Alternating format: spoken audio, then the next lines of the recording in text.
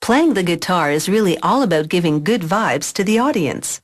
The guitar uses vibrating strings to generate tones. Strings under tension vibrate at a specific frequency or pitch. So if you're feeling good vibes from that song on the radio, it may be because of those guitar strings.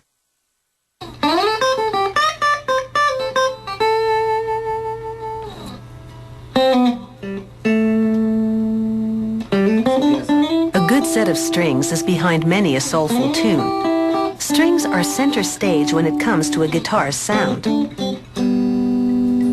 To make a guitar string, they start with a steel core wire that they examine under a zoom stereo microscope. They magnify it 100 times, looking for flaws in the hexagonal wire. Next, they measure the core wire's diameter with a digital micrometer. It has to be just the right size. Now they coil the wrap wire made of nickel-plated steel around posts on the Instron testing machine. This machine stretches the wire until it breaks. It's a test of its ability to perform under tension. A computer measures the distance and the amount of load the wire was under before it broke to determine how much tension this string can take. Now the core wire undergoes a twist test. They loop the wire onto a hook in a machine called a torsion tester. It spins rapidly, twisting the core wire until it breaks. This is a test of the wire's strength and elasticity. These plastic hoppers are full of ball ends. This machine is called a ball end sorter. Hollow pistons move up and down, selecting one ball end at a time. This ensures that only those of the proper size will get through. The ball ends shoot out of the pistons into a bucket underneath. From here, they'll go to the core string machine.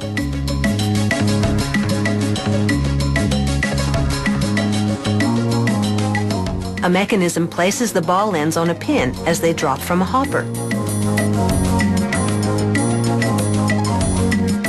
Rollers feed the core wire into a clamping guide, which aligns it with the ball end.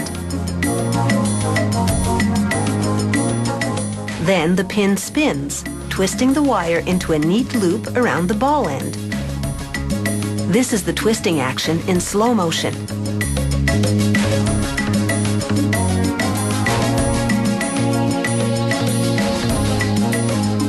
The core strings with the ball ends now attached drop into a repository. Then a worker hooks a ball end with its core wire onto the string winder, and he loops bronze wrap wire around the core wire.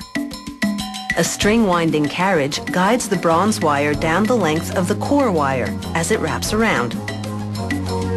The electrically powered winder spins the core wire, and it's that action that grabs the wrap wire as the carriage ensures that it gets wrapped neatly. Computerized sensors monitor the speed that the string is wound at, as well as the tension. The winder applies a critical amount of tension as it wraps the bronze wiring around the core.